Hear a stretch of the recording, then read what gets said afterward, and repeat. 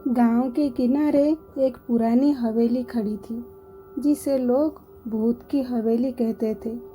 वर्षों से ये हवेली खाली पड़ी थी और गांव वालों का मानना था कि यहाँ आत्माओं का वास होता है।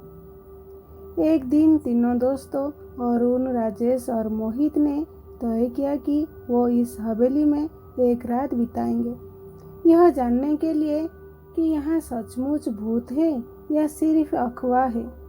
रात के समय वो तीनों अपनी टॉर्च और खाने का सामान लेकर हवेली के अंदर चले गए।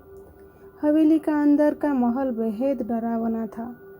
दीवारों पर अजीब गरीब का चित्र बने हुए थे और जगह जगह मकड़ी की जाले लटके हुए थे।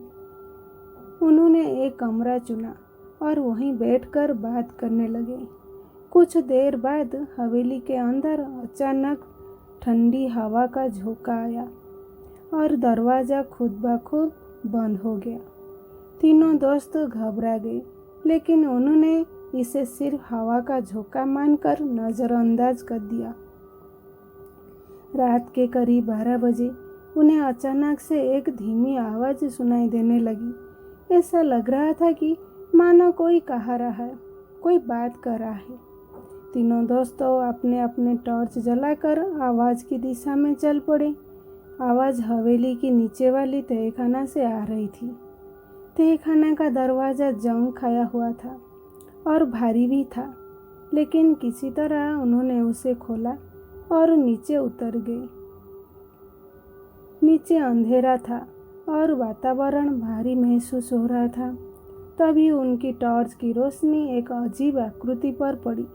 वहाँ एक पुरानी जर्जर हालत में महिला की प्रतिमा थी, जिसे बेहद भयानक दिख रही थी। प्रतिमा के पास ही एक पुरानी डायरी पड़ी थी। अरुण ने वो डायरी उठाई और पढ़ने लगा।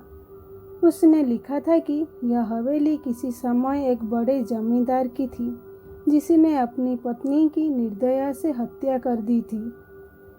उसकी आत्मा अब इस हवेली में भटक रही है और हर पूर्णिमा की रात वह अपनी न्याय की तलाश में निकलती है।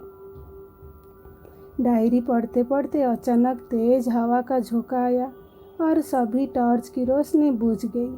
चारों ओर अंधेरा छा गया। तभी उन्हें एक भयानक चीख सुनाई दी और एक डंडी परछाई उनके सामने आ खड़ी हुई। तीनों दोस्तों बुरी तरह से डर गए और भागने लगे, लेकिन हवेली का मुख्य दरवाज़ा बंद हो चुका था। चारों ओर से बंद कमरे में फंस चुके थे।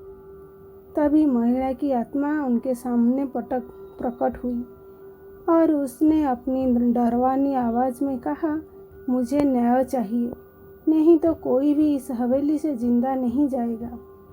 तीनों दोस्तों उनकी बात को मान लिए। किसी तरह दरवाज़ा खोलने से सफल हो गए। बाहर आते ही उन्होंने गांव वालों को सारी कहानी सुनाई। अगले दिन गांव वालों ने मिलकर उस आत्मा के लिए पूजा अर्चना की और उनकी आत्मा की शांति के लिए हवेली को ध्वस्त कर दिया। उस रात की बाद से हवेली की डरावनी कहानियाँ हमेशा के लिए ख़त्म हो गई, लेकिन तीनों दोस्तों कभी भी उस भयानक रात को नहीं भूल पाए।